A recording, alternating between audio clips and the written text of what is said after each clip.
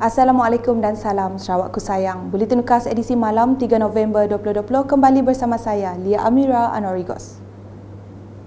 Memulakan berita dengan masyarakat di Semarahan yang bakal menikmati pembangunan pesat apabila beberapa projek pembangunan kini sedang dilaksanakan di bahagian itu. Ketua Menteri Datuk Patinggi Dr. Abang Abdul Rahman Zohari Tun Datuk Abang Openg selepas mempengerusikan mesyuarat bagi memantau projek yang telah diluluskan di bahagian Semarahan pagi tadi berkata ia dijangka siap sepenuhnya pada tahun 2023. Jelas beliau lagi pelaksanaan projek-projek pembangunan tersebut berjalan lancar. Jadi saya fikir pada tahun 2023 untuk siap semua. Jadi Semarahan akan siap dagitlah masalah besar-besar termasuk masalah air. Beliau berkata demikian semasa berucap dalam majlis pemimpin bersama rakyat bahagian Semarahan di Dewan Suara Kota Semarahan hari ini. Datuk Patinggi Abang Zohari menambah, Kerajaan Sarawak juga telah mengenal pasti tapak untuk memperbesarkan kawasan perumahan di bahagian Semarahan. Kita ada tanah lebih 100 ekar, kita pula kampung baru di Semarahan dengan harga rumah yang berpatutan. Saya malah di Kemunyang, Sibo, Kedaya. Jadi kita akan bangun di situ, termasuklah di Sambil, Temirat. Kita malah model house-nya. Dan untuk pinjamannya kita akan mendapat beri pinjaman menerusi Mutiara Mortgage dan Finance. Ujar beliau Kerajaan Gabungan Parti Sarawak GPS akan menanggung perbelanjaan bagi infrastruktur bagi kawasan perumahan itu kelak. Infrastrukturnya, parit, jerayanya, tiang elektriknya Pak, ya GPS tanggung. Orang si boleh mayar, si payah. Minatnya beli rumah aja. Beli rumah kayaknya maya premium 2,500, kayaknya beli rumah. Nok lainnya kerjaan tanggung. Untuk cara baru. Jadi cara baru kampung extension kita mengikut cara baru. Itu akan memberi nikmat kepada orang kampung. Selepas majlis, beliau diiringi Timbalan Ketua Menteri Datuk Amar Douglas Uga Embas bersama Menteri Pelancongan Kesenian dan Kebudayaan yang juga Menteri Belia dan Sukan merangkap Adun Asajaya Datuk Abdul Karim Rahman Hamzah melakukan lawatan tapak ke Pasar Borong, Semarahan. Berikutnya laporan harian COVID-19. Sebanyak 21 kes positif dikesan di Sarawak hari ini melibatkan 12 kes di daerah Kuching dan masing-masing 3 di Miri, Lawas dan Lundu, menjadikan jumlah keseluruhan meningkat kepada 927 kes. Daripada jumlah tersebut, 10 merupakan kes saringan bagi kontak kluster Green Hill yang mana 8 dari Kuching dan 2 dari Miri. Selain itu, 1 di Kuching dan 3 di Lawas melibatkan kes balik dari kawasan berisiko tinggi. Seterusnya, 3 kes melalui saringan kontak kluster Wisma Saberkas di Kuching, 1 kes saringan kontak rapat kepada kes positif di Miri dan 3 daripada pengesanan kes secara aktif SCD di Kampung Teluk Melano, Lundu. Berita seterusnya, Kerajaan Sarawak akan melancarkan pesawat khas yang dilengkapi dengan sistem cerapan udara hyperspectral yang diletakkan di bawah bahagian teknologi hutan dan geospatial SADU Jabatan Hutan Sarawak esok. Bertempat di hangar Hornbill Lapangan Terbang Miri, perasmian SADU itu akan disempurnakan oleh Ketua Menteri Datuk Patinggi Abang Zohari. Pesawat khas tersebut secara asasnya akan digunakan untuk melakukan pemetaan 4D meliputi hutan, hidupan liar, penggunaan tanah termasuk cerapan di bawah tanah.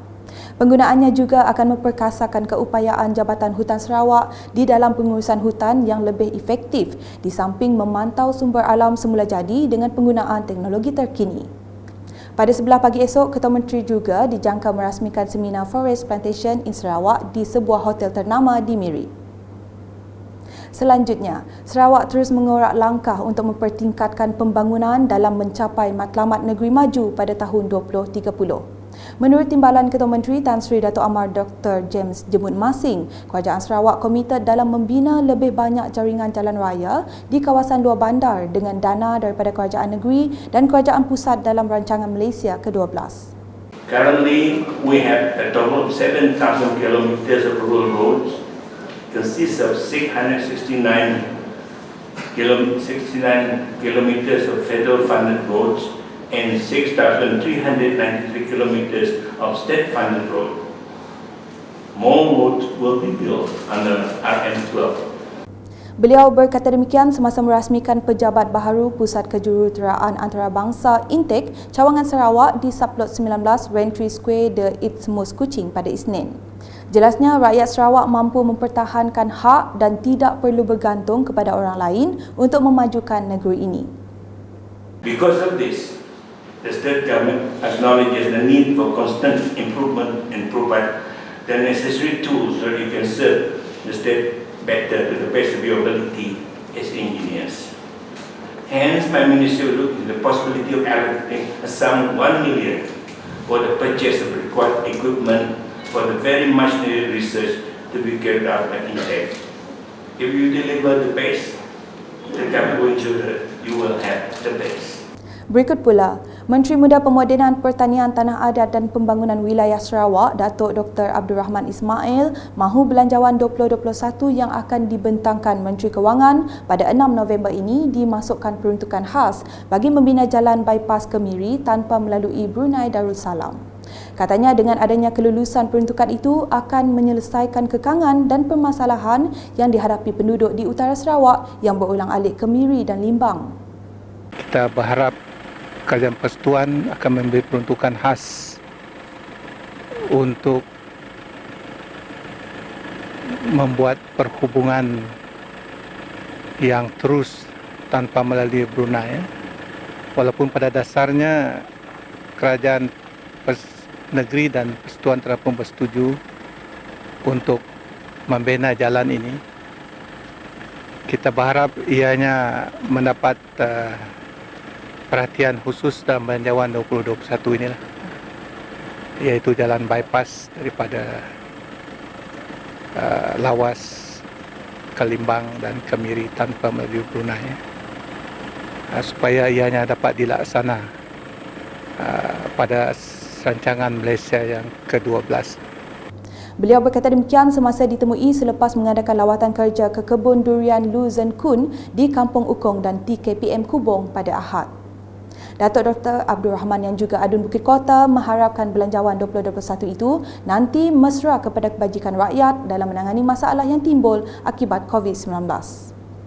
Kita berharap Belanjawan ini akan lebih menumpukan kepada peruntukan-peruntukan untuk memastikan rakyat secara umumnya, khasnya kepada rakyat B40 dapat meneruskan kehidupan post-COVID, terutamanya pada tahun hadapan yang dijangkakan impak ekonomi akan lebih teruk keadaannya lah. Itulah saya harap Belanjawan ini akan dapat memastikan segala kebajikan rakyat akan dapat diberi perhatian sebaik-baiknya lah.